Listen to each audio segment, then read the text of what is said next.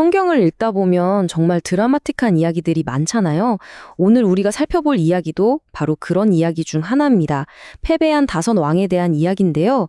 이게 단순한 전투 기록이 아니에요. 그 안에는 승리에 대한 아주 강력한 상징들이 담겨 있거든요. 이 고대의 상징들이 오늘날 우리에게 뭘 말해주는지 지금부터 같이 한번 파헤쳐 보겠습니다. 와, 이 한 문장이 당시의 그 절박한 상황을 그대로 보여주는 것 같아요. 한때 세상을 호령하던 강력한 왕들이었는데 이젠 공포에 질려서 어두운 동굴에 몸을 숨겨야 하는 신세가 된 거죠. 최고 권력의 자리에서 가장 비참한 곳으로의 추락, 바로 여기서부터 이야기가 시작됩니다. 자, 그래서 오늘 우리가 어떤 순서로 이야기를 풀어갈 거냐면요. 먼저 이 놀라운 승리가 어떤 배경에서 일어났는지 살펴볼 거고요. 그리고 이 이야기의 핵심이 되는 세 가지 상징, 바로 동굴, 목을 밟는 행위, 그리고 나무에 매다는 것의 의미를 하나씩 뜯어볼 겁니다. 그리고 마지막으로 이 교훈들이 지금 우리 삶에 어떻게 적용될 수 있는지도 알아보겠습니다. 그러니까 정말 기적 같은 전투가 딱 끝나고 나서 이스라엘을 위협하던 다섯 왕의 연합군은 완전히 박살이 난 겁니다. 한때는 정말 막강했던 그들의 힘이 신성한 목적 앞에서는 얼마나 허무하게 무너져 내리는지를 보여주는 거죠. 이제 첫 번째 핵심 상징인 동굴에 대해 알아볼게요. 왕들한테 동굴은 처음엔 살았다 하는 유일한 피난처처럼 보였을 거예요. 하지만 그곳은 곧 빠져나갈 수 없는 감옥이 되어버립니다. 이스라엘의 리더였던 여호수아의 판단이 정말 대단하죠. 당장 왕들을 처치하는 것보다 더 큰 그림을 본 거예요. 일단 동굴에 가둬놓고 남은 적들을 완전히 소탕하는 데 집중한 거죠. 아주 실용적이면서도 결정적인 조치였습니다. 이 자료에서는 이 사건을 좀 더 깊은 구속사적인 관점에서 해석하는데요. 동굴에 갇힌 왕들의 모습이 결국 인간이 아무리 숨으려고 발버둥 쳐도 하나님의 공의로운 심판은 피할 수 없다는 걸 상징적으로 보여준다고 설명합니다. 이 모래성 비유 정말 와닿지 않나요?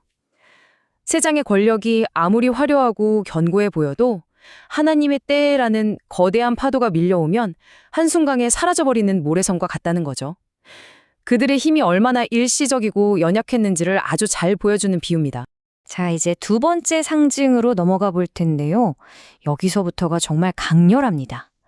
동굴에서 끌려 나온 왕들에게 행해진 아주 충격적이면서도 의미심장한 행동에 대한 이야기거든요. 여호수아는 이 순간을 그냥 넘어가지 않아요. 이걸 하나의 살아있는 교육으로 삼는 거죠. 보세요. 자신의 지휘관들을 불러서 하나하나 지시를 내리잖아요. 가까이 와라. 그리고 직접 저 왕들의 목을 발로 밟아라.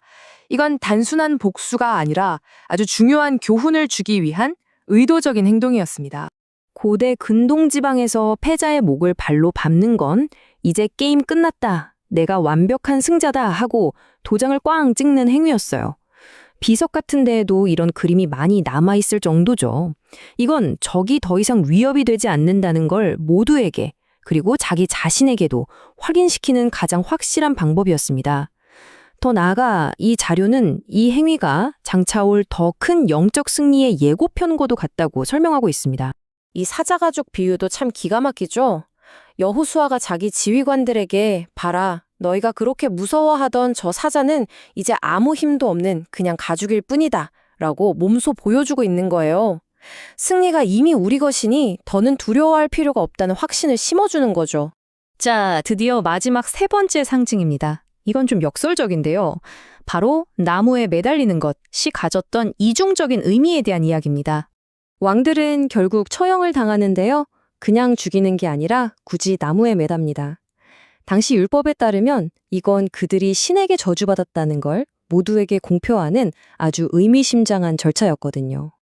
여기서 정말 놀라운 역설이 드러납니다. 자료의 해석에 따르면 똑같이 나무에 매달리는 행위인데 한쪽은 악인의 저주받은 끝을 보여주고 다른 한쪽은 인류를 위한 구원의 시작을 보여준다는 거예요.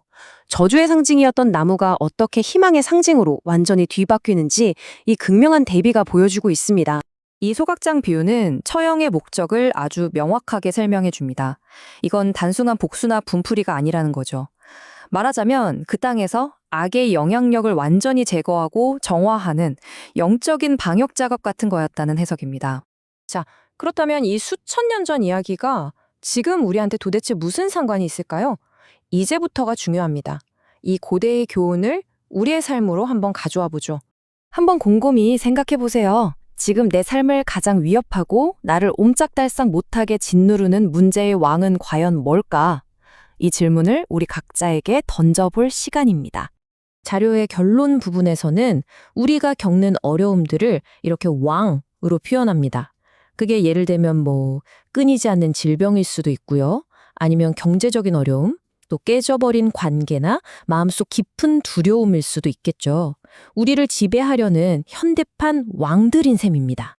수천 년 전에 여호수아가 자기 지휘관들에게 외쳤던 이 말이 시간을 뚫고 오늘 우리에게 들려오는 메시지라는 겁니다. 두려워하지 마, 놀라지 마, 강하고 담대해져. 여러분이 마주한 문제들 앞에서 바로 이 음성을 기억하라는 것이죠. 그래서 결론은 이겁니다. 이 자료가 전하는 핵심 메시지는 여러분이 지금 싸우고 있는 그 적들은 사실 영적인 의미에서 이미 패배했다는 거예요. 가장 큰 저주는 이미 십자가에서 다 해결됐다는 거죠. 그러므로 이 고대의 이야기가 오늘 우리에게 주는 마지막 한마디는 바로 이것입니다. 두려워하지 말고 이미 당신에게 주어진 그 승리를 믿음으로 선포하고 취하라는 강력하고 희망적인 메시지입니다. 승리는 이미 여러분의 것입니다.